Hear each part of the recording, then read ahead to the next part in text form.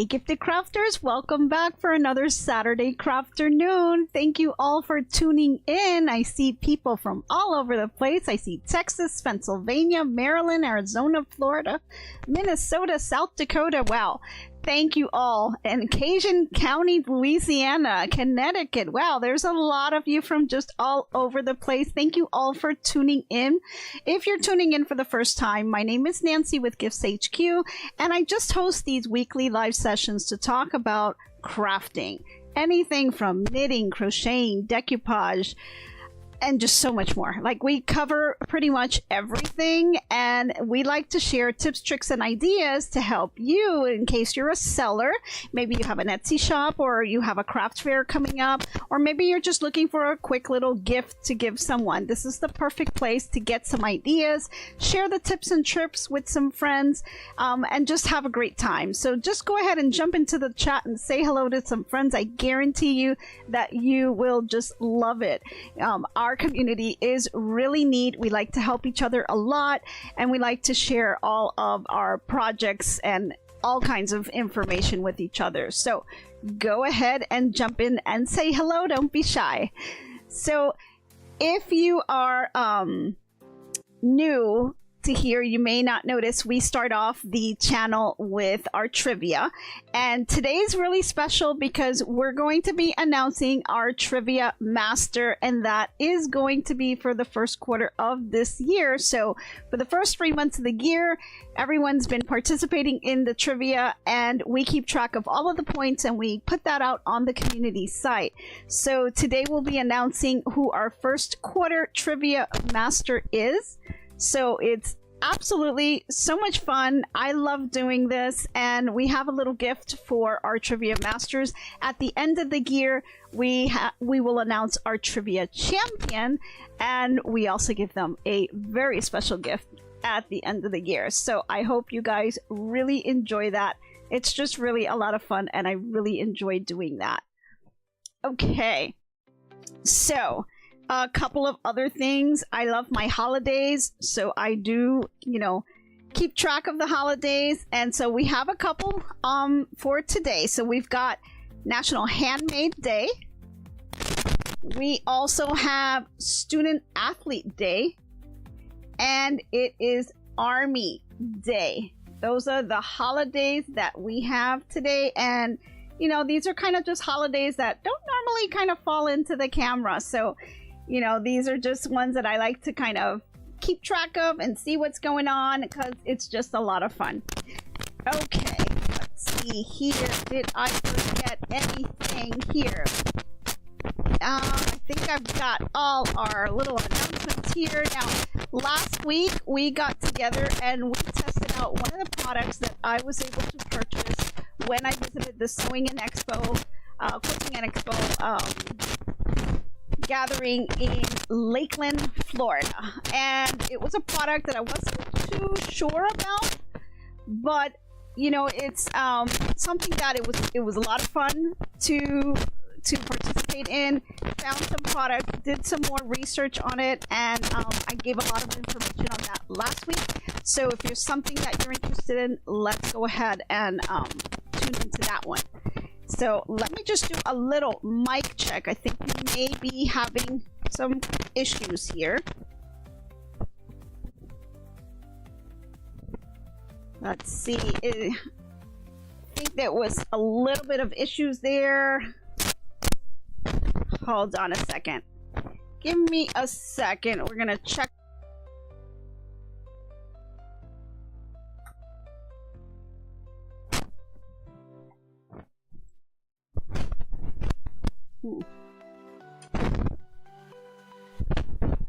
How about that? Yeah, it seems like we're getting a little bit of static on the sound. Let's see what we can do for that. It's kind of odd. Okay, Jackie's saying scratchy volume. Jenny says a bit staticky. Has there been any improvement?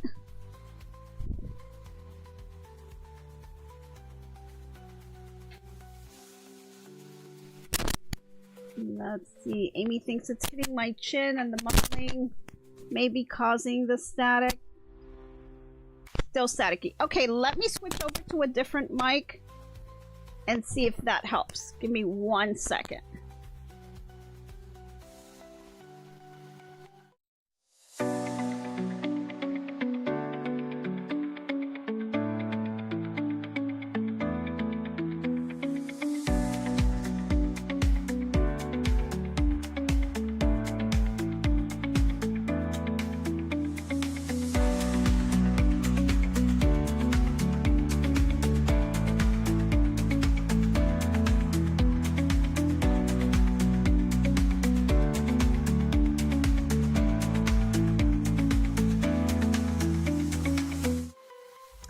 Okay, I switched over to a different mic. Can you let me know if that's better?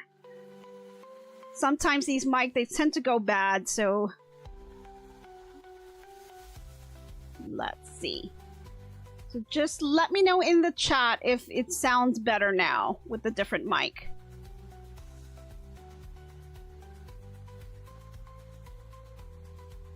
Better? Okay, awesome. Yes, okay. Thank you guys. Yeah, see, these mics tend to kind of go bad after time, so, you know, we tried to do a test before and it seemed to have been working, but you never know. I mean, this is live. Anything can happen, right? Awesome. Thank you, Amy, Annette, Sassy, Crafting with Robin. Thanks, Jenny, Judy. Awesome. Everyone's saying better, better, better. Okay, great. Awesome. Okay, so what I was saying is if you didn't tune in last week, it was live number 84, and we were testing out a product that was a liquid fabric stabilizer, and a lot of information on that. I did some research, did a little demo so you can kind of see what that product does, and maybe it will be good for something that you're working on, maybe a project you're thinking of, or just something if you're someone who does embroidery. This kind of may help solve some issues and also may help save a little bit of money on stabilizers and stuff. So tune in for that if that's something you're interested in. Amy says, time for the other one to retire. Yes, I think it was. Thank you, Donna. Little stressful, but we got it together. We're good now. Alrighty. Okay, so let's get going because I got a lot to cover and I really want to get to the announcement of the Trivia Master Champion. So this week, what we're going to be covering is making a quick little project, and this is just a little eyeglass case that I was able to kind of put together. And one of the things I want to kind of talk about is stabilizers, the type of stabilizers to use, what to use for your project, where you can get more information, because it can be pretty overwhelming when you look at stabilizers. You know, there's all kinds of brands that are out there. I think the two top that everyone kind of leans towards, and it really depends on where you live and what they have available in your local stores. A lot of people use Pellon, some people will use Bolzel, and there's others that are out there too, but those are like kind of the two main ones, at least from what I have seen. So there's certain things that you can look for. There's certain information where you can go to get info on figuring out things about stabilizers. So I kind of wanted to touch a little bit about that, but we also wanted to just kind of put together this cute little eyeglass case, but it can also be used for your rotary cutter. So if I just grab my little rotary cutter here, let's say I'm going on a little retreat, you know, you can easily just kind of put it in the pocket here, and it's nice to kind of like take it to travel, so it's nice and safe. And you can also use it for your eyeglasses as well. So this is just something, I thought it was really cute. Very quick project to put together. Does not use a lot of materials at all. And it's a great seller, right? If you have a little craft fair coming up and you're looking for things to sell, this is just really quick, easy, you know, doesn't take up too much materials, you know, and it's something that you can price pretty well. And you can also do extra things to it, like you can embroider on it, you know, maybe put the person's name or a cute little design. Or you can add certain little buttons and things like that to kind of spice it up and, you know, give it a little bit more value for your pricing. So depending on what you want to price it at, because you have to look at your different price points as well. So I wanted to just kind of, you know, put that out there, and let's do this quick little project, and then we can get to our Trivia Master Champion. So now, one of the things I talked about is the stabilizer, and there's so many out there. So what I want to kind of, before we get into like kind of how to make this, let's talk about stabilizers. Now, I have these little, these are like these little plastic things. I got these at the dollar store, and this is where kind of I put all of my information that I kind of need to grab when I'm doing a project, and it helps me keep myself a little organized. So these are just these little clear little pouches that you can put information in, and then I added these little rings, and I can just kind of hang them up, and then I just kind of put all kinds of information in here. I do things from things like for embroidery, like color charts, things like that. You know, it just helps me keep organized. I think they use these, and here's one that I haven't even used yet. This one is just one that a lot of the teachers will use these for, like, you know, showing math and things like that. So they put these little projects in here. So it's just easy to kind of organize yourself and just keep everything clear, so I could see what it is and I can grab it. And I like that I can just kind of put it on a little ring and then just kind of hang it. So it makes it a lot easier for me. So let's do this here. One of the things that I was able to get, and this is something that you can print out on your own, totally free. If you go to the Pellon website, they do have a Pellon retail guide, and it's basically all of the different types of stabilizers, interfaces, you know, all of their products in here with little descriptions and just, you know, kind of the information that you need on whether you're trying to figure out what type of stabilizer to use, what kind of project should I use it with. This kind of helps you out. So they've kind of categorized it by different things. So they have apparel, and they are kind of color coordinated as well. You've got crafts and homemade decor, quilting, fusible webs and adhesives, and embroidery. So this is kind of what it looks like. And I just got this from their website. Printed it out a while ago, but they constantly update this as they have new products available. What I also noticed is, as I was in the store, and I believe I was in Joann's, they had this just kind of hanging on one of their end caps on there in their store. And this is also with Pellon. Now, it's pretty much the same information, and it's kind of a little product guide. I just want to make you guys aware that these are out there, because this information really does help. And you can see here on this product guide here, I'm going to focus more on the crafts and home decor.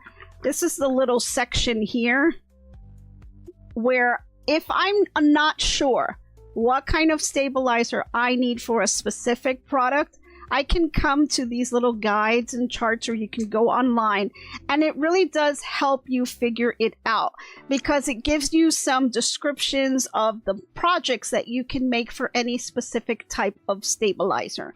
And I did a couple of different types of choices because I wanted you to see how the selection of the stabilizer that you pick will impact your project. So let me just show you on this one here. If I can just open this one up. I'm going to show you a couple here.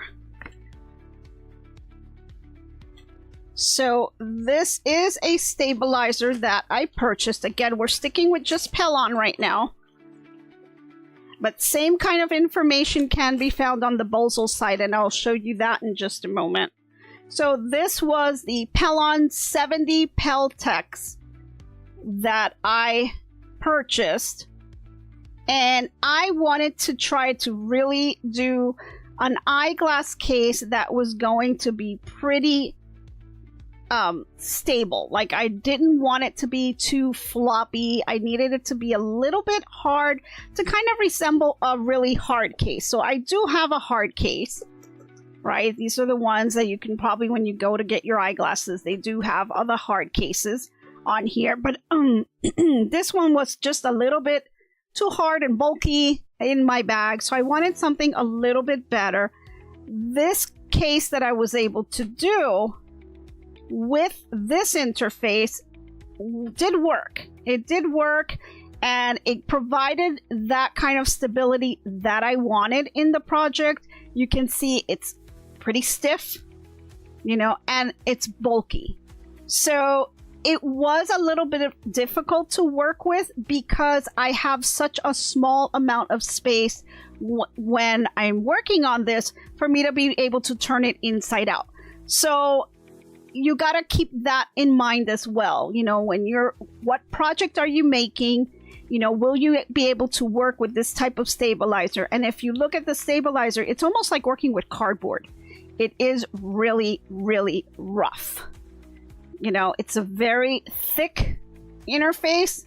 So it probably was not the best selection for me to make for this type of project, but I really wanted the project itself to be pretty tough, which is why I selected this. But if I were to have just gone to the product guide, I could easily see what they recommend for this type of project. And as you can see here, there's two that you could have gone with. There's one that's called 809 Decor Bond, and that's a firm iron-on backing. It adds crispness to placemats, decorated chairs, lampshades, and drapery heads. So that's one that you can use, and that one actually is also recommended for eyeglass cases. You also have the 77 Flex Foam. That one is a sew-in interface because they do indicate whether they're fusibles or they're sew-ins. So that's another one information that you can, you know, take into account when you're trying to select that for your project. And the Flex Foam is covered stabilizer foam for adding flexible, long-lasting body and shape. But a lot of the times in here, they'll tell you used for backpacks, jackets, kites, bean bags, wristbands. Like, they have all kinds of descriptions that will help you. So these are just some of the tools that you can find out there that'll help you select the correct stabilizer. Now, Pellon also has some information, and I did print some of theirs on here. Theirs is a little bit different. It doesn't really have it as well laid out as Pellon does, but it does kind of give you some more information on the types of stabilizers that they have. And in some cases, you'll also find sites out there that'll tell you if, let's say, you like to use Bosal, but they don't have the specific type of stabilizer you're looking for, you can kind of look to see what would be the equivalent in the Pellon brand. So that's something you can do. Excuse me 1 second. I definitely need some water.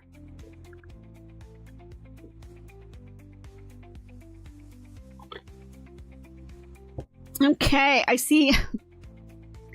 Donna says she brought another brand of thicker foam stabilizer that's good for bag making, but very stiff and thick. Not so good for machine embroidery. Yeah, there's all kinds of different ones that are out there. So, you know, you really have to kind of just look to see what's going to be best for your project. What are you looking to obtain? Although this was not the kind of recommended stabilizer for this project, I actually liked the way it came out because it had that stiffness that I wanted. So it really depends what you're going to do. I'm going to use a different one today just to kind of show you what the differences will look like. Now, when I started off this project, excuse me, I'm really having a tickle with my throat today. When I started off this project, I went through several different versions trying to figure out the best way to actually lay it out, which stabilizer to use, all kinds of different things. So I want you to see, I don't just magically come in and say, hey, and my project comes out perfect. It comes out, after maybe the third time.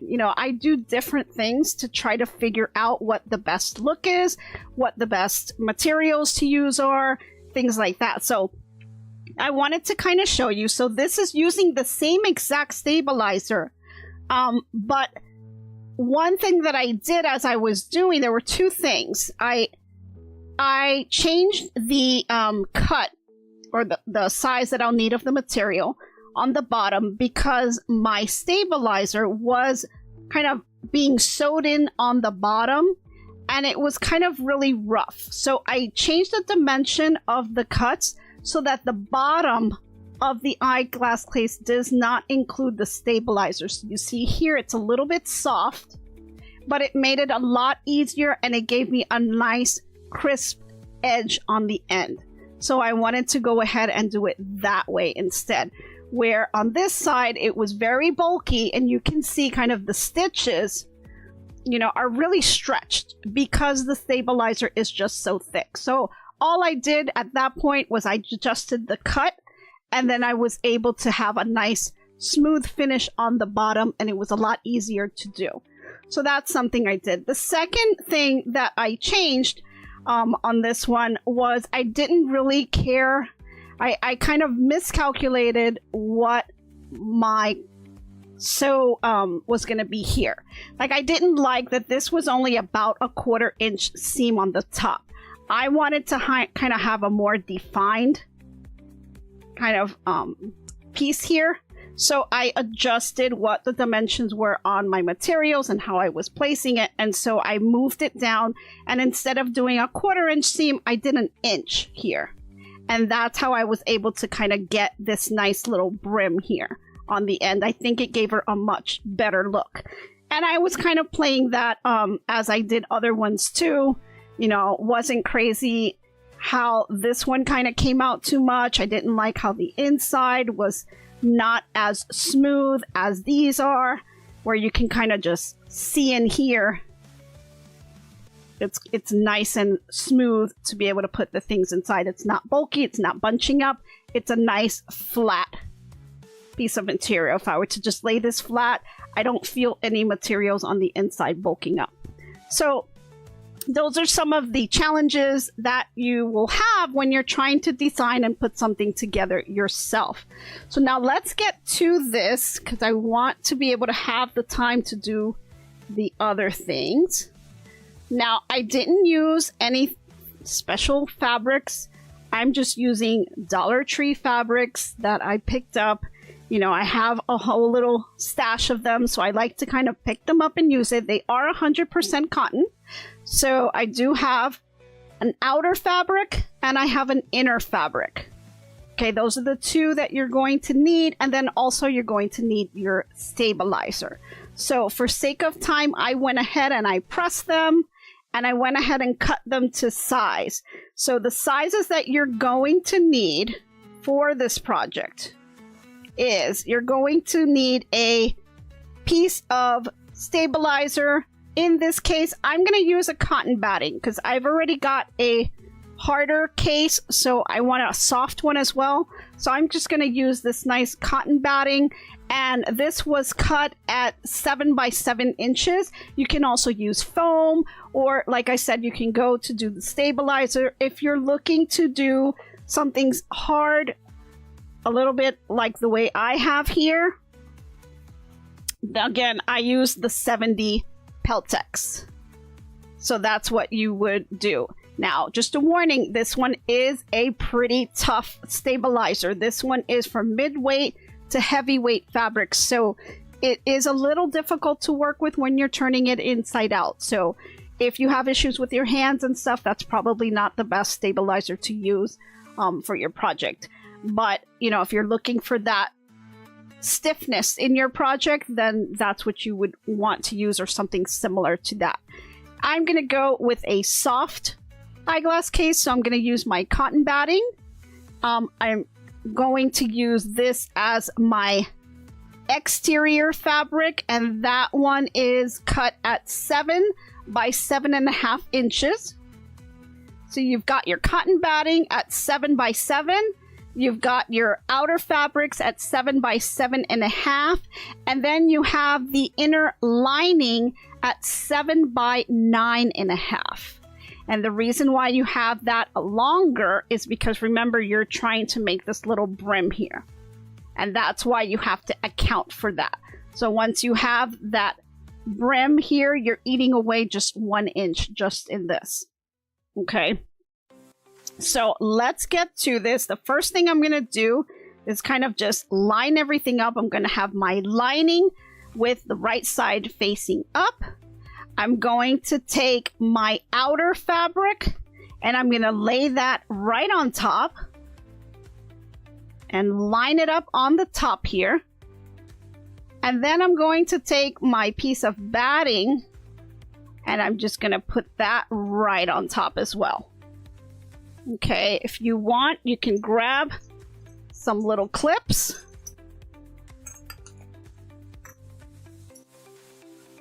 Go ahead and clip that together. And you're going to bring this over to your sewing machine where you're going to be sewing 1 inch seam allowance, which is pretty large, but this is what's going to make this brim right here. Okay, so let's go ahead and do that. I'm going to grab my little sewing machine here.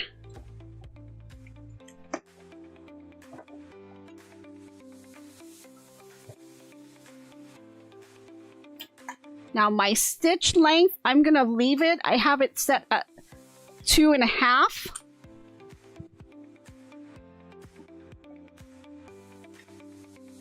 So let's see here. My sew cam's a little bit off, so let me adjust for that.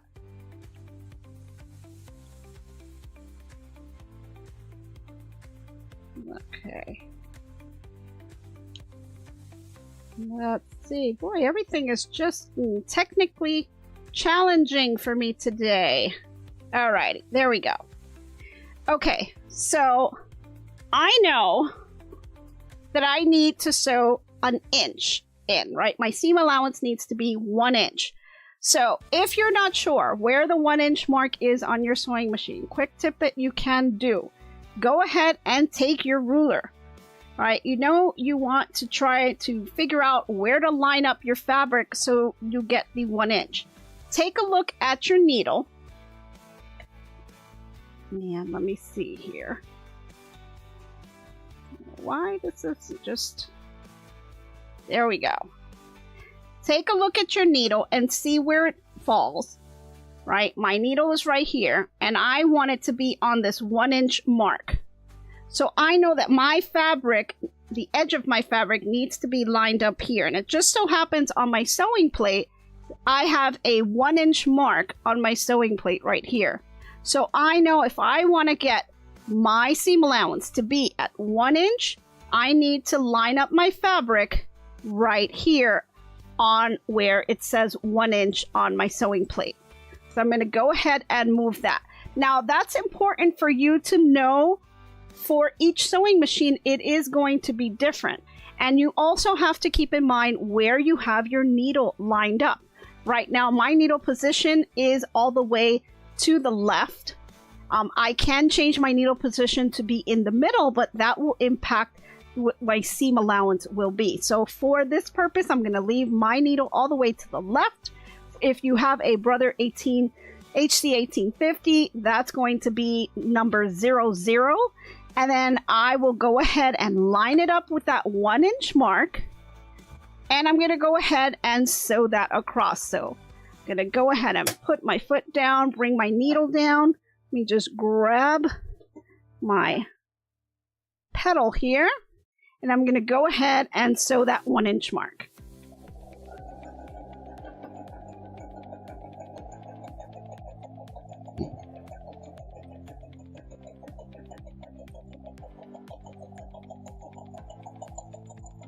Okay, so we've got a nice inch seam allowance here, And when we open this up, remember we have the batting, you have your outer fabric facing down. So you have right sides together with the lining and the top of the fabric that you're going to be using. And then once you do that,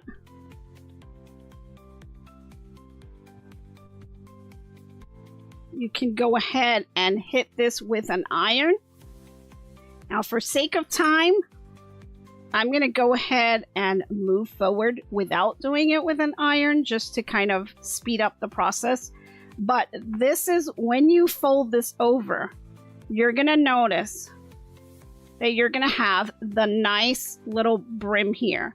And that's going to be the top of your eyeglass case. Okay? So this is what you're going to have once you've flipped it over. So now you're looking at the top of the fabric, you have your batting in the middle, and then you have your liner down on the end because you flipped it over. Give it a nice press. Okay, and then once you have that, you're going to flip this right back over. And you're just kind of lay that flat. Now what you're going to do is take your two sides and you want to line up just like this.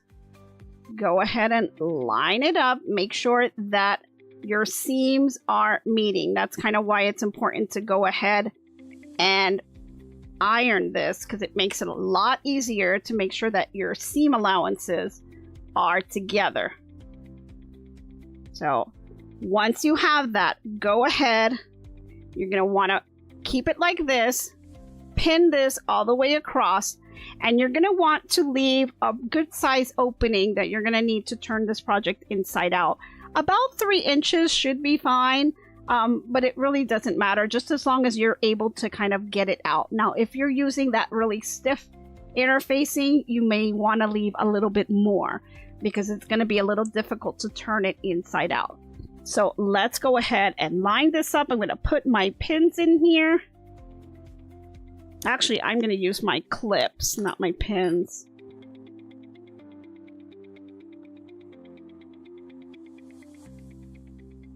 And line this up. Make sure your seams are nested together. And just pin that or clip that in place. And same on the other side.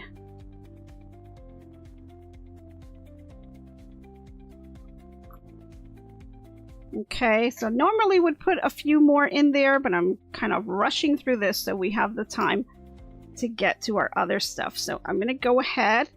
Now, in this case, I do not want to do an inch seam allowance, so I'm going to bring my needle over and I'm going to do just a 1/4 inch seam allowance. So I'm going to line up on my machine. I'm going to go ahead and line that up with the edge of my sewing foot here. And I've changed my needle position to the center, so 0-1 for those of you with the Brother HC 1850. And I'm going to go ahead and sew that all the way across, leaving my 3-inch opening. So if you want, you can take your little marker pens, if you have any, go ahead and mark it here. I'll just leave that little opening. Should be more than enough for me. Okay, so now let me just sew this 1/4 inch seam going across. As you get closer to the end, you can take your pins off or your clips. You're going to want to leave the needle down, push up the presser foot and pivot, and then put that presser foot back down. Go ahead and continue. And then when you get to that opening that you're going to leave, you're going to want to back stitch a couple just to kind of reinforce it there. Then I'm going to go ahead, bring my needle up, raise my presser foot. I'm going to kind of cut that thread there, and I'm going to bring it over and continue it down here where I made my marking. Okay, let's go ahead and continue to sew that.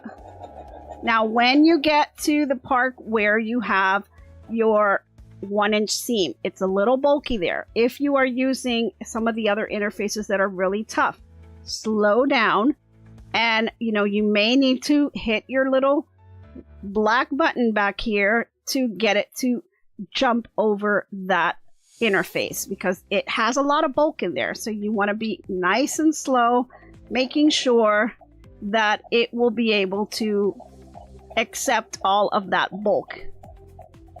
Okay, and then once you kind of get over that, you just keep going. And then go ahead and finish.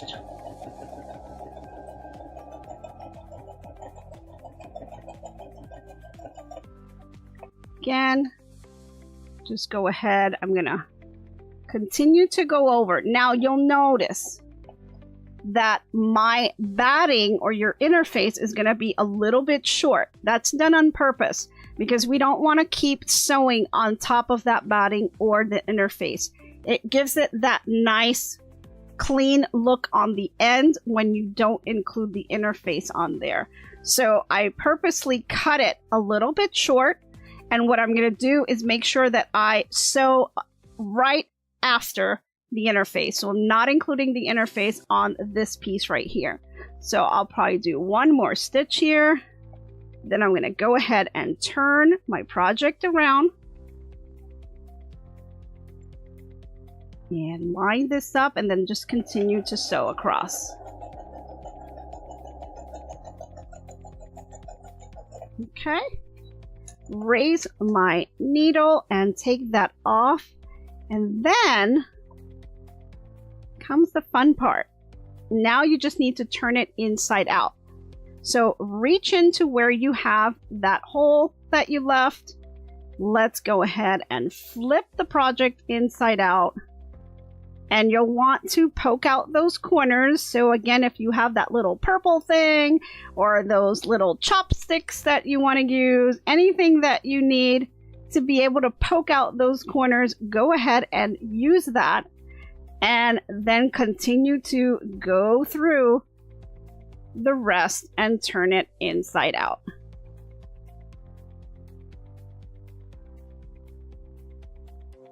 And just work through that. There we go. Almost there. I don't have my little purple thing out with me, but I do have one of my chopsticks. So I might just grab that. Reach into the little hole and just pop out those corners. Now, what you can also do, I kind of forgot to tell you guys this as well.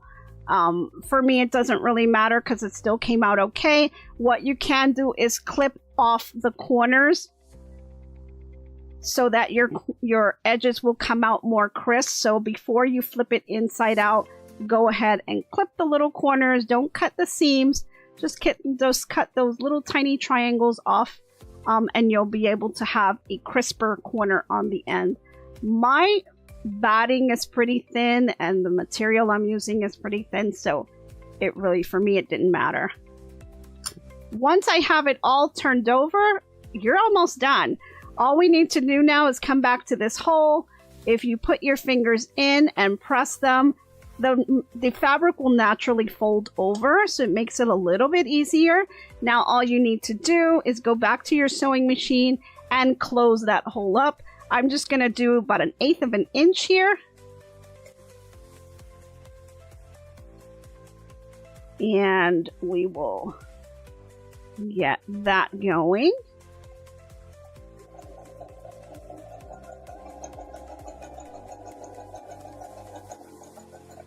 Just to the end of that hole, just a little bit more.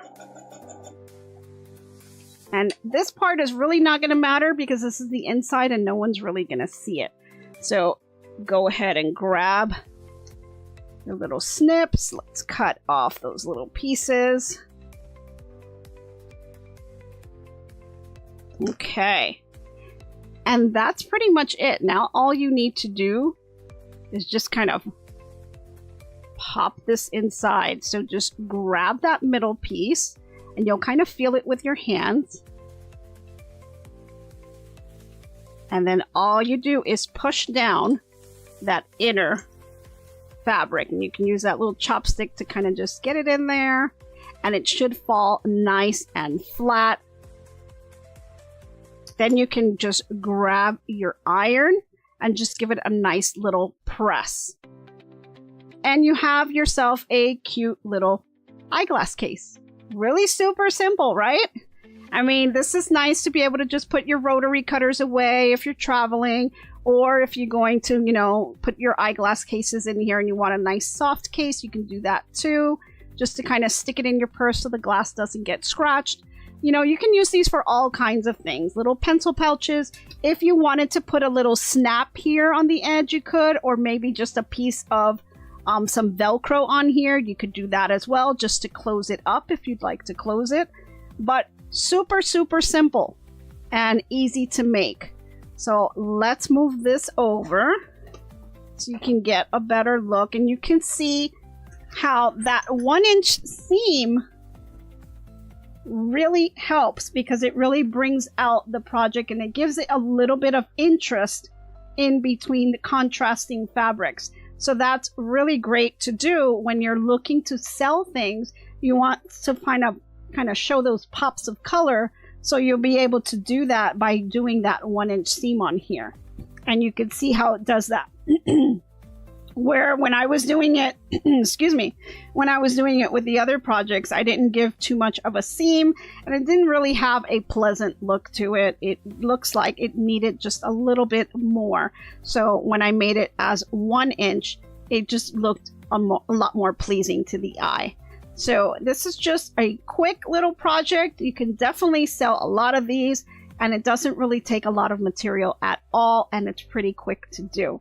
So I hope you guys really enjoyed that project. So now we get to do the fun stuff. So we have a few minutes left here.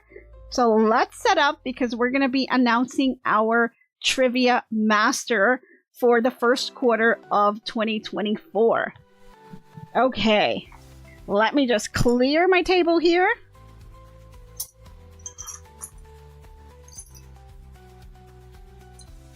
And get some of this out of the way. Okay. Alrighty, here's my card. Okay. Now, so what do you think of this project, guys? I see a couple of comments on here, and I forgot to see if there were any questions about this. Judy says very useful. Crafting with robins. They are good about, let's see. Oh, she purchased a 1-inch square ruler. Okay, awesome. All right, I see a bunch of stuff going on in the chat here. Let's see. 1 minute tips of simple yet functional project. I like it. Awesome. Love it, love it, love it. Okay, so where you would, I see a question on the interface itself. Again, you can go to the Pellon website, or you can go to the Bosel website. Go to the manufacturer of the actual stabilizers. This is where you can find all of this information that really will help you pick the type of stabilizers. Now, of course, this is a guide. So a guide, you know, it's you know, handrails, not handcuffs, right? You don't have to use what they're telling you. They're not cuffing you to any specific type of project just because they deem it to be ready for that project.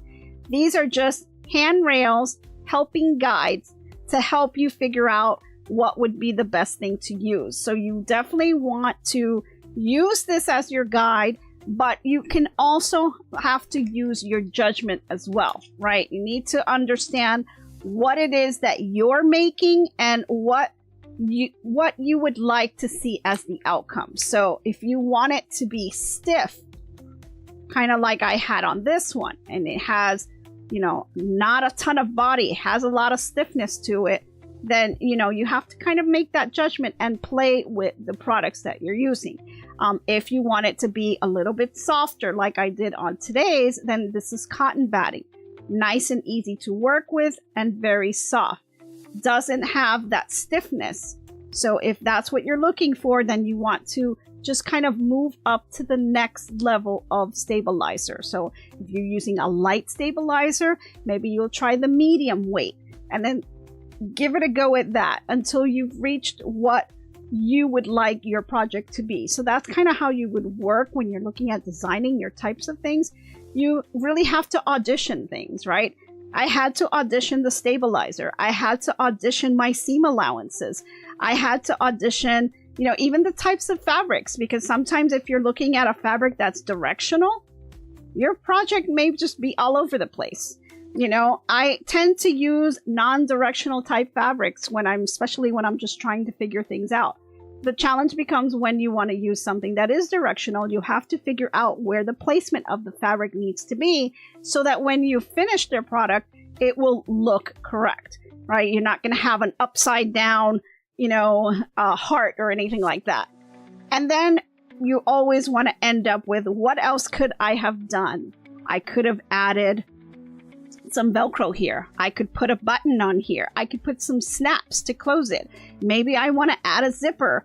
You know, these are other things that you have to think of when you're starting to design certain projects and doing it from scratch and just kind of work your way up. So it's not just a kind of if you're going to follow a pattern or someone else who's already done it and you're just following the steps, great. But if you're trying to figure these things out for yourself and kind of designing as you go, these are the types of things that you'll have to think about. So I want to get you kind of used to the mindset of what you need to do when you're starting to design your own things. Like, everyone can follow other people's instructions and patterns, but when you're looking to make your own and you really want things to be something that you've done, then that's something that you have to kind of play with. And these are the types of things that you would need in order to help you out and give you the result that you wanted. So I hope you guys really enjoyed that information. So now I think we can get to our Trivia Master. Do we have that ready? It was really close, guys. I can tell you it was super close, only a 1 point difference. It was just, wow. It was nail biting to the end. We didn't know who was going to win, and we've got a winner. So let's get to it. Let's go ahead and see who won our first quarter Trivia Master.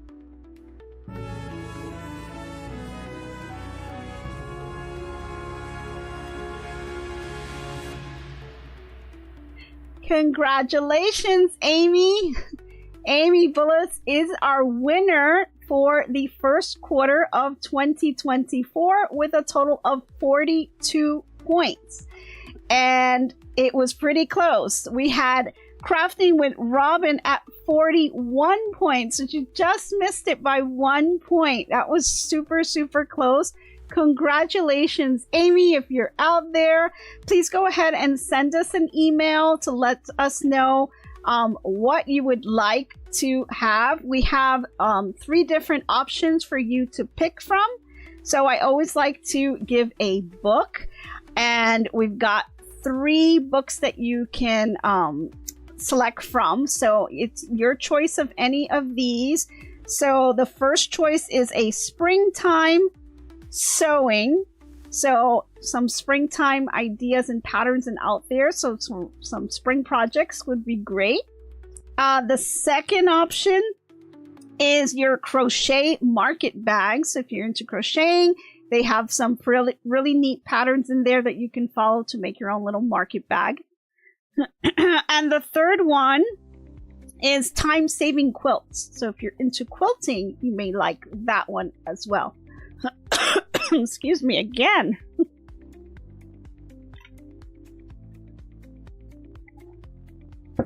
So congratulations, Amy. Thank you again for tuning in and participating. I really, really enjoy it. Okay.